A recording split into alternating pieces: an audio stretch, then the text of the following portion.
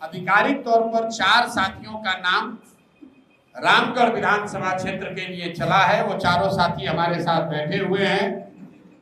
नुआव के विनायक जायसवाल जी जो जन स्वराज में जुड़ने वाले पहले कुछ साथियों में रहे हैं और जन स्वराज के बात को, परिकल्पना को नुआव और उसके अगल बगल के क्षेत्रों में घर घर पहुंचाने में इन्होंने बहुत बड़ा योगदान किया है। ये एक संभावित प्रत्याशी के तौर पर दावेदार भी हैं और जन स्वराज परिवार में लेकर इसकी चर्चा भी हो रही है। दूसरे जो संभावित प्रत्याशी हैं वो समीम भाई हैं जो हमारे बगल में बाएं साइड बैठे हुए हैं।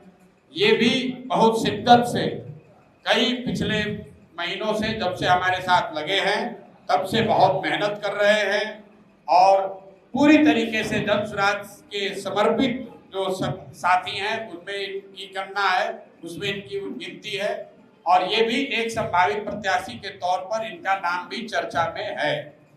तीसरे जो हमारे साथी हैं आनंद सिंह साहब, ये दुर्गावती प्रखंड के हैं। बहुत लंबे समय तक इन्होंने राजद की राजनीति करी है और जब मैं मधेपुरा में पैदल चल रहा था वहां पर कैंप में आकर इन्होंने अपने साथियों के साथ जन स्वराज जुड़ने की बात कही। उसके बाद से दुर्गावती प्रखंड में कई जगहों पर और दुर्गावती प्रखंड के बाहर भी बहुत मेहनत से जन स्वराज को दुर्गावती प्रखंड में जो लोग जानते समझते हैं उनमें एक बहुत बड़ा वर्ग है जिसमें आनंद जी का सहयोग है, आनंद जी के प्रयास का असर है। और चौथे एक सज्जन जो कि जन स्वराज से बहुत थोड़ा पहले से जुड़े हैं लेकिन जमीन पर बहुत सक्रिय नहीं रहे क्योंकि जुड़ने के बाद थोड़ा बीमार पड़ गए थे, सुशील कुशवाहा जी।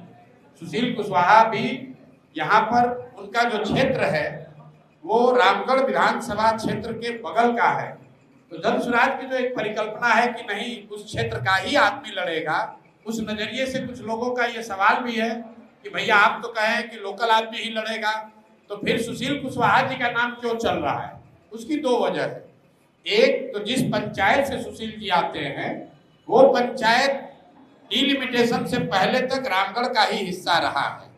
डिलिमिटेशन में उस पंचायत को रामगढ़ से अलग करके दूसरे विधानसभा में मोहनिया में डाला गया है। और दूसरा जन स्वराज में ये व्यवस्था है कि आप जिस क्षेत्र में रहते हैं अगर वो क्षेत्र आरक्षित है और आप SC/ST समाज के नहीं हैं तो आप बगल वाले क्षेत्र से अपने उम्मीदवारी का दावा कर सकते हैं।